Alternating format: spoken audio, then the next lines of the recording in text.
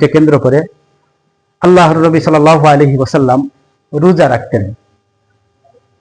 কিছু করণীয়, কিছু বর্জনীয় কিছু বিষয় আছে। এই দুই একটি কথা বলে আলোচনা শেষ করে দিব। সময় শেষ, দুই একটি কথা বলে শেষ করে দিব। কিছু করণীয়ের ভিতরে নবী করিম সাল্লাল্লাহু আলাইহি ওয়াসাল্লাম আশুরার দিনে রোজা রাখতেন। ইসলামের প্রারম্ভিক যুগে যখন রমজানুল মুবারকের রোজা ফরজ করা হয়নি, তার আগ পর্যন্ত মুসলমানরা আশুরার রোজা রাখত। এটা মুসলমানদের উপর ফরজ ছিল। নবী করিম সাল্লাল্লাহু আলাইহি ওয়াসাল্লাম আশুরার রোজা রাখতেন, আলহামদুলিল্লাহ। এরপর নবী করিম সাল্লাল্লাহু আলাইহি ওয়াসাল্লামের উপরে যখন রমজানুল মুবারকের রোজা ফরজ করে দেওয়া হলো, নবী করিম সাল্লাল্লাহু আলাইহি ওয়াসাল্লাম আশুরার রোজা এটাকে নবী করিম সাল্লাল্লাহু আলাইহি ওয়াসাল্লাম বললেন এটা এখন নফল, এই ইবাদতটা হলো নফল ইবাদতের ভিতরে থাকবে, মুস্তাহাব আমলের ভিতরে থাকবে। কিন্তু এই দিনে রোজা রাখার যে ফজিলতের বেলায় কোনো কিছু কম হয়নি। অর্থাৎ রোজার হুকুম ফরজ থেকে মুস্তাহাব্বাতের ভিতরে ঢুকেছে, কিন্তু এই রোজা রাখলে যে ফজিলত ছিল, এই ফজিলত মোটেও আল্লাহ তাআলা কমান নাই। কারণ আল্লাহ তাআলার উসুল এমন নয় যে আল্লাহ তাআলা কাউকে কিছু দিলে দেওয়ার পর দ্বিতীয়বার কম দিবেন, এরকম উসুল আল্লাহর কাছে নাই। আল্লাহ তাআলার কাছে উসুল হলো প্রথমবার যা দেন দ্বিতীয়বার পাইলে তার থেকে বেশি দিবেন, তাহলে অতটুকু দিবেন, তার থেকে কম দিবেন না। ফরজ ইবাদত হিসেবে যখন করা হতো তখনও তার ফজিলত যা ছিল, এখন মুস্তাহাব আমল হিসেবে বা নফল ইবাদত হিসেবে এটাকে করলেও সেই আগের হুকুম বা আগের সেই ফজিলত থাকবে।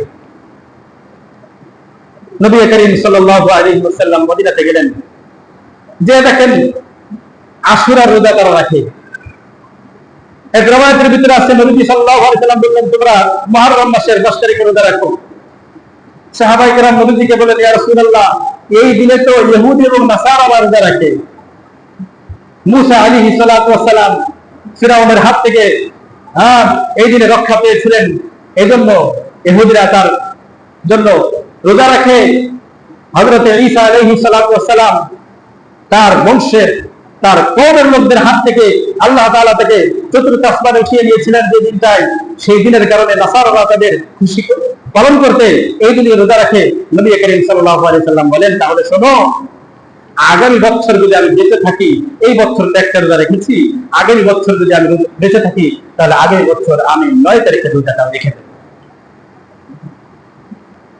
অর্থাৎ 2 দিন রোজা রাখবো, ওরা 1 দিন রাখে, আমরা 2 দিন রাখবো। নবীজি বলেন ওয়াকালিকুল ইয়াহুদ ওয়ান নাসারা, ইহুদি এবং নাসারারা যা করে তোমরা এর বিরোধিতা করো, ওরা যা করে তার বিরোধিতা করতে হবে, এটাই আমাদের কাজ। এখান থেকে আমরা অনেক মাসালা বের করতে পারবেন। আমি সব মাসালা বলতে চাবো না, যেদিকে আলোচনা করবো শুধু এতটুকুই। ওয়াকালিকুল ইয়াহুদ, নবীজি বলেছেন ইহুদি এবং খ্রিস্টান যারা যা করে তোমরা তার বিরোধী করো। পৃথিবীতে ইহুদি এবং নাসারাদের বিরোধী করাই আমাদের কাজ, এটা নবীজির আদর্শ, নবী আমাদের শিক্ষা দিয়েছেন। এখান থেকে আপনার পৃথিবীতে চলমান অনেক কিছুর উপরে আপনারা দলিল পেশ করতে পারবেন। যাই হোক, নবী করিম সাল্লাল্লাহু আলাইহি ওয়াসাল্লাম বলেন ওরা 1 দিন রোজা রাখে, আমরা 2 দিন রোজা রাখবো। কিন্তু নবী করিম সাল্লাল্লাহু আলাইহি ওয়াসাল্লাম আগের বছর পর্যন্ত আসেন নাই, হাত্তা তুফিয়া রাসূলুল্লাহ সাল্লাল্লাহু আলাইহি ওয়াসাল্লাম। পরবর্তী বছর আসার আগেই নবী করিম সাল্লাল্লাহু আলাইহি ওয়াসাল্লাম দুনিয়া ত্যাগ করেছেন, যে কারণে পরবর্তী বছর নবীজি 9 তারিখে রোজা রাখতে পারেন না। 9 তারিখ আর 10 তারিখ এই 2 দিন রোজা রাখা এটা হলো উত্তম। তবে 10 তারিখ এবং 11 তারিখ এই 2 দিন রোজা রাখা যায়। অর্থাৎ 10 তারিখের সঙ্গে 9 তারিখে একটা রোজা রেখে 2 দিন রোজা রাখা যায়, বা 10 তারিখের সঙ্গে 11 তারিখে রোজা রেখে 2 দিন রোজা রাখা যায়। নবী করিম সাল্লাল্লাহু আলাইহি ওয়াসাল্লাম আমাদেরকে শিক্ষা দিয়েছেন, আমরা এটার উপর আমল করব। নবী করিম সাল্লাল্লাহু আলাইহি ওয়াসাল্লাম এই রোজার গুরুত্বটা অনেক বেশি দিতেন।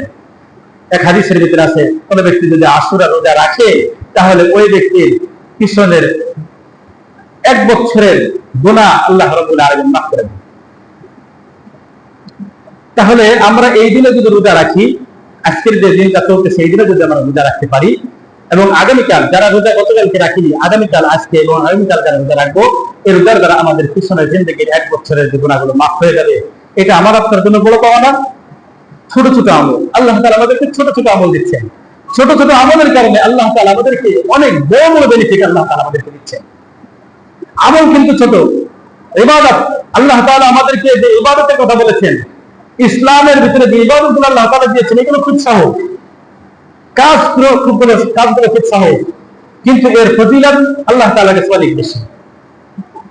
আর মানুষের কাছে আরেকটা জিনিস কঠিন, সেটা হলো মানুষের কাছে বোঝা বড় কঠিন।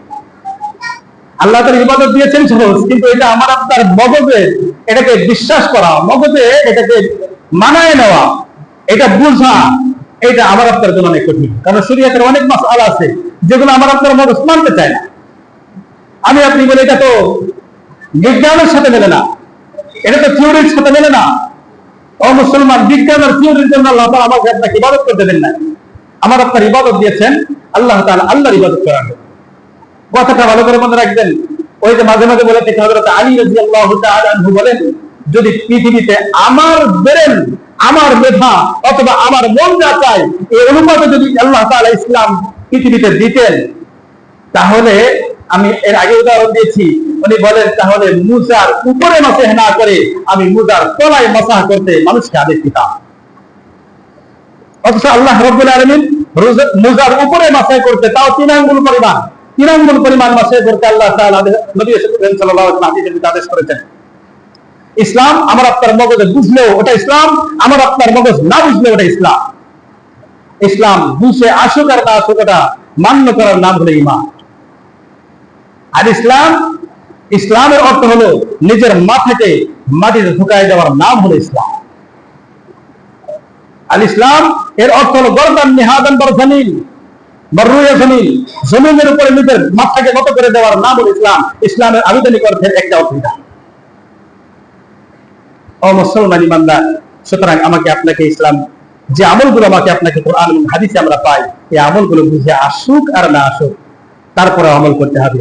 বুঝার জন্য চেষ্টা করব, কিন্তু এটার উপরে কলম উঠানো যাবে না, আঙ্গুল তোলা যাবে না। এই হুকুমটা আমার পছন্দ হচ্ছে না, এই হুকুমটা এরকম হয় নাকি, এইটা কি এরকম চলে নাকি, এরকম বলার কোনো সুযোগ ইসলামে নাই। আপনার মনে মানছে না, তাও ইবাদত করতে থাকবেন। আপনি বুঝার জন্য চেষ্টা করবেন কিভাবে হবে এটা, কেন আল্লাহ এই হুকুম দিলেন। সম্মানিত উপস্থিতি, আল্লাহ নবী সাল্লাল্লাহু আলাইহি ওয়াসাল্লাম আরেকটা হাদিসের ভিতরে আমি মাঝে মাঝে বলে থাকি, এই হাদিসটা খাওয়ার হাদিস তো, এজন্য অনেকের পছন্দ হয় এই হাদিসটা। নবী করিম সাল্লাল্লাহু আলাইহি ওয়াসাল্লাম বলেন, মান ওয়াসা আলা ইয়াদিহি ওয়া আশুরা ওয়াসা আল্লাহু লাহু সাইরা সানা।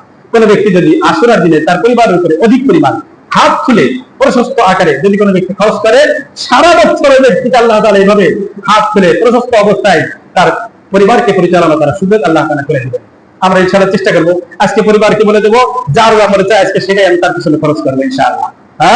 এই হাদিসের ভিতরে, সমাজের ভিতরে একটু দুর্বলতা আছে, থাকার পরেও এই হাদিসের বিপরীত কোনো হাদিস নাই। এই হাদিসের মুখালিফ কোনো হাদিস না থাকার কারণে এই হাদিসটি আমরা আমল করতে পারি। কথা বুঝে আসছে কথা? এর বিপরীত কোনো হাদিস নবী করিম সাল্লাল্লাহু আলাইহি ওয়াসাল্লাম থেকে বর্ণিত কোনো হাদিস নাই। সম্মানিত উপস্থিতি, আর আজকের এই দিনকে কেন্দ্র করে আমরা যে সমস্ত কাজগুলো করি, পট্টাবাজি করা, তাজিয়া করা, নিজের শরীরের উপরে ছুরিকাঘাত করা, এরপরে বিভিন্ন ধরনের আর কি অনেক কিছু করা হয়, যেগুলো আপনার আমাদের আশেপাশেও হয়। এই আশেপাশে অনেক জায়গায় এটা হয়, আমি জায়গার নাম বলতেছি না, আশেপাশে এটা অনেক হয়। তাজিয়ারি শরীর ইত্যাদি ইত্যাদি অনেক কিছু হয় এই দিনকে কেন্দ্র করে। ও মুসলমান, আল্লাহ নবী সাল্লাল্লাহু আলাইহি ওয়াসাল্লাম এটাকে আমাদেরকে, ইসলাম এটাকে আমার সমর্থন করে না, যে আমি আমার শরীরে বিনা কারণে আমি আমার শরীরকে ক্ষত বিক্ষত করবো, আমি বিনা কারণে আমি আগুনের উপরে পা রাখবো, এটা শরীয়ত কোনো সমর্থন করে না। সম্মানিত উপস্থিতি, এরকম কাজ যে সমস্ত ভাইরা করেন তাদেরকে আমরা বোঝানোর চেষ্টা করবো, ভাই এটা করার দরকার নাই। কারণ ইসলাম হযরত হুসাইন রাদিয়াল্লাহু তাআলা সাহাবাদের অনেক আগে ইসলাম এসেছে। নবী করিম সাল্লাল্লাহু আলাইহি ওয়াসাল্লামের ইন্তেকালের অনেক বছর পরে যে হযরত হুসাইন রাদিয়াল্লাহু তাআলা শহীদ হয়েছেন, হুসাইন রাদিয়াল্লাহু তাআলা কে দিয়ে শরীয়ত চলবে না, শরীয়ত চলবে হুসাইনকে, শরীয়ত হুসাইন রাদিয়াল্লাহু তাআলাকে চালাবে। কথাটা বুঝে আসছে? হুসাইন রাদিয়াল্লাহু তাআলা শাহাদাতকে কেন্দ্র করে আমরা কারবালার দিন এই মনে করে এই দিন থেকে অনেক অনেক অনেক অনেক খারাপ কাজগুলো করে থাকি। এই কাজগুলো ইসলাম সমর্থন করে না। ইসলাম সমর্থন করবে হুসাইন রাদিয়াল্লাহু তাআলাকে, ইসলাম পরিচালনা করবে, ইসলাম পরিচালনা করবে হুসাইন রাদিয়াল্লাহু তাআলাকে। হুসাইন রাদিয়াল্লাহু তাআলার শাহাদাত ইসলামকে পরিচালনা করবে না। কথাটা বুঝে আসছে? ইসলাম আগে, হুসাইন রাদিয়াল্লাহু তাআলার শাহাদাত পরে। সুতরাং ইসলাম হুসাইন রাদিয়াল্লাহু তাআলাকে পরিচালনা করবে। কোনটা করা যাবে, কোনটা করা যাবে না।